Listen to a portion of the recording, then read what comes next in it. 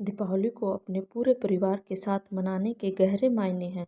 घर के साफ सफाई से लेकर दीप प्रज्वलन तक आते आते मन का हर कोना दमक भी जाता है और चमक भी जाता है।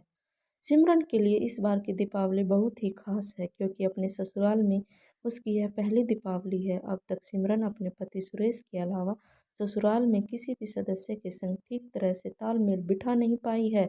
वह तो बस इसी इंतजार में है कि किसी तरह सुरेश का वर्क फ्रॉम होम का झंझट खत्म हो और वह ससुराल को टाटा बाय बाय कहकर के संग बंगलुरु चली जाए। एकल परिवार में पली बड़ी सिमरन को यह संयुक्त परिवार में सामंजस्य स्थापित करना बहुत ही कठिन लग रहा था। अपने माता पिता की इकलौती संतान होने की वजह से सिमरन को कोई भी अपनी वस्तु किसी के भी साथ साझा करने की आदत नहीं थी, लेकिन यहाँ तो आलम ही कुछ और था। सभी एक दूसरे की चीज़ें बेधड़क इस्तेमाल करते थे और वह भी एक दूसरे की अनुमति लिए बिना। लेकिन इन सब के बावजूद किसी को किसी से कोई शिकवा या शिकायत नहीं थी। यह सब देख सिमरन को चिढ़ और आश्चर्य दोनों ही होता। कई बार तो सुरेश का चचेरा भाई संदीप सुरेश का कोई भी सामान जैसे शर्ट, टी-शर्ट, बेल्ट, टाई, चश्मा, जूता जो भी अच्छा लगता उठाकर अपने साथ यह कहते हुए ले जाता कि भैया पहन कर लौटा दूंगा, और सुरेश भी हंसते हुए ले जाने को कह देता। सिमरन जब इस बात पर ऐतराज जताती तो सुरेश मुस्कुराते हुए कहता कि हम भाई बहनों में यह सब चलता ही रहता है। सिमरन की ननद वैशाली और उसकी चचेरी बहन निकिता भी एक दूसरे का सामान बड़ी ही सहजता से उपयोग करती। सासू माँ और चाची सास के बीच भी एक अलग ही गठबंधन देखने को मिलता। दोनों इस तरह से रहती जैसे सगी बहनें हों।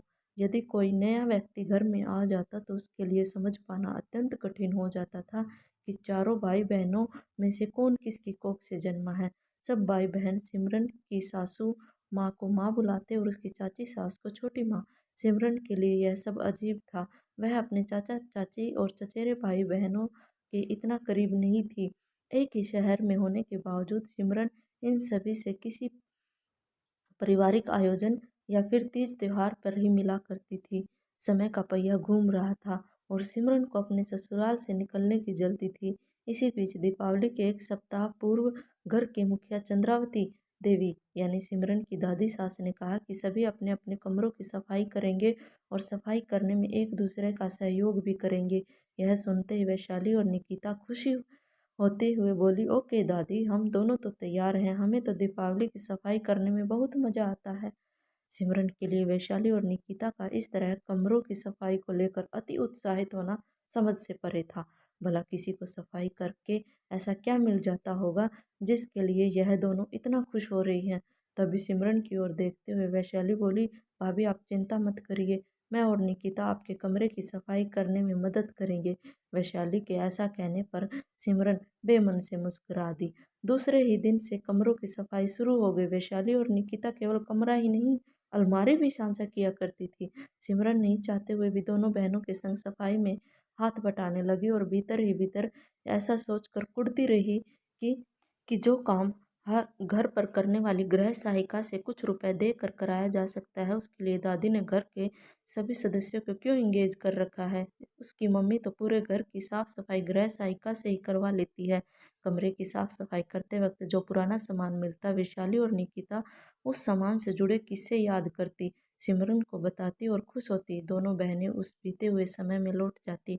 उनकी बातें सुन और उन्हें फिर से उस बीता हुआ पल याद जीता देख कर सिमरन को एहसास हुआ कि दीपावली की सफाई केवल सफाई नहीं, अपितु यह तो वह खुशनुमा पल है जो दोबारा हमें गुजरे हुए लम्हों को जीने का मौका देता है।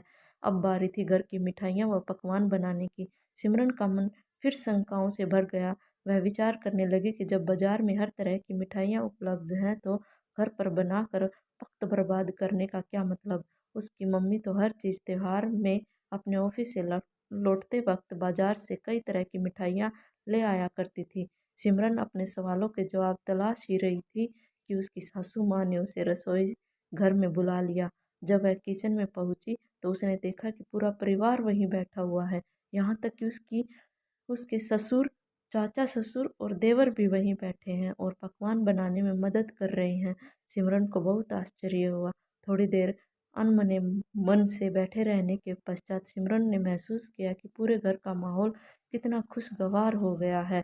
सभी हंसी मजाक कर रहे हैं और त्योहार आने से पहले ही पूरे घर में रौनक छा गई है।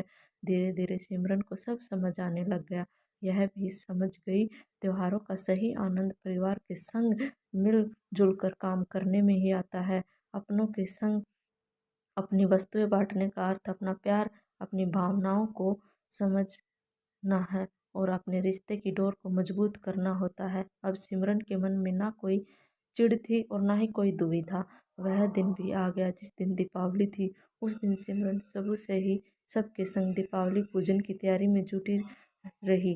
जब पूरा परिवार लक्ष्मी पूजन के लिए इकट्ठा हुआ तो दादी ने कहा कि दीपक घर की सभी लक्ष्मी साथ मिलकर जलाएंगी। सिमरन को कुछ समझ नहीं आया और वह अपनी सासू माँ की ओर देख लगी। तब उसकी सासू माँ मुस्कुराते हुए बोली, दादी के कहने का मतलब है कि घर की सभी बेटी और बहू माता लक्ष्मी का स्वरूप है, इसलिए दीपक हम सब मिलकर साथ मिलकर जलाएंगे। माता लक्ष्मी के सामने दीपक प्रज्वलित करते हुए सिमरन का मन भी रोशन हो गया और उसने प्रण लिया कि वह हमेशा दीपावली पूरे परिवार के साथ ही मनाएगी। अगर कहानी अच्छी लगी हो तो प्लीज़ सब्सक्राइब करें।